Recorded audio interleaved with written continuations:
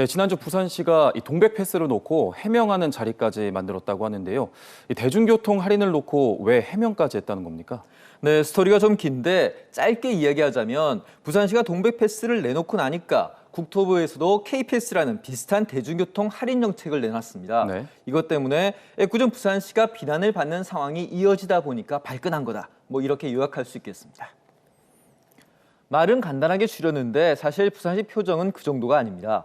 지난 한 주 동안만 부산시의 동백 패스를 비판하는 기자회견이 2차례나 이어지면서 가만히 놔두면 정말 부산시만 덤터기를 쓸 것 같은데 그렇다고 대놓고 반박할 수도 없으니 속이 타는 겁니다. 실제로 한 달에 4만 5천 원 이상 대중교통을 타면 최대 4만 5천 원까지 환급해 주겠다는 동백 패스를 구체적으로 밝힌 게 7월 말인데 역시 대중교통을 타면 할인해 준다는 K패스를 국토부가 발표한 건 8월 말이니까 누가 와도 국토부가 부산시를 베낀 건 확실합니다. 그런데 어쨌든 정부에서 큰돈 들여 전국적으로 대중교통 할인을 해준다고 하니 그럼 부산시가 굳이 동백 패스를 1,000억 원 들여서 만들 필요가 있느냐라는 비판에 대해서는 또 뭐라 말하기가 궁색해지는 건 사실입니다. 그렇다 보니 일단 한 달에 21차례에서 36차례까지는 K패스 환급이 유리하고 그 이상 타면 그러니까 37번 이상 타면 동백 패스가 유리하다.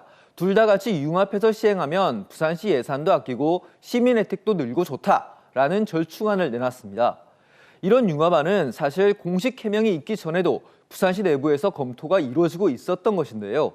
직접 이야기 들어보겠습니다. 국비가 50% 지원됨으로써 지비 지출을 줄이고 편익을 늘릴 수 있는 아주 좋은 기회라고 생각합니다. 우리가 시행 중인 동백 패스와 연계해서 시너지 효과가 날 수 있도록 효율적인 방안을 찾아보겠습니다.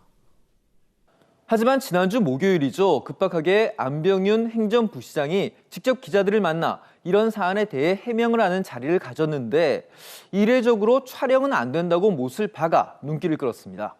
무엇보다 국토부가 베낀 거다라고 대놓고 국토부를 비난하는 것도 부담스럽고 또 부산시가 고민하고 있는 K패스와의 융합안이 그렇게 쉽게 효과적으로 잘 이루어질까라는 데 대해 공개적으로 장담하기가 부담스러웠던 거 아닌가라는 해석이 많았습니다.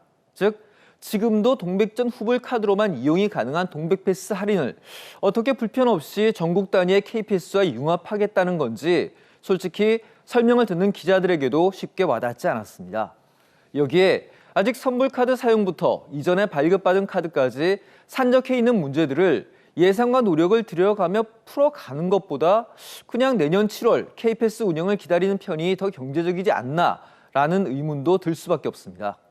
그 밖에 부산의 대중교통 수송 분담률이 여전히 40% 초반에 그치는 점, 또 운영 적자가 2019년 4천억 원에서 지난해는 7천억 원으로 급격하게 늘어나는 점, 마지막으로 버스 노선에 대한 불만이 갈수록 커지는 점 등이 부산시로서는 부담스러울 수밖에 없습니다. 지난 1일부터 수요 응답형 버스인 타바라 운행을 시작하는 등 다양한 정책으로 2030년까지 대중교통 수송 분담률을 60%까지 올리겠다는 게 부산시 목표인 만큼 요즘 분위기에 심기가 불편할 수밖에 없어 보입니다. 네, 특히 부산시의회 임시회가 어제부터 시작됐는데 의원들이 동백 패스를 포함해서 대중교통의 시정 질의를 벼르고 있다고 하던데요. 10월부터 요금이 대폭 오르면 시민 부담은 커질 수밖에 없는데 부산시 정책이 시민들의 불만을 얼마나 누그러뜨릴 수 있을지가 관건이겠군요. 지켜보겠습니다.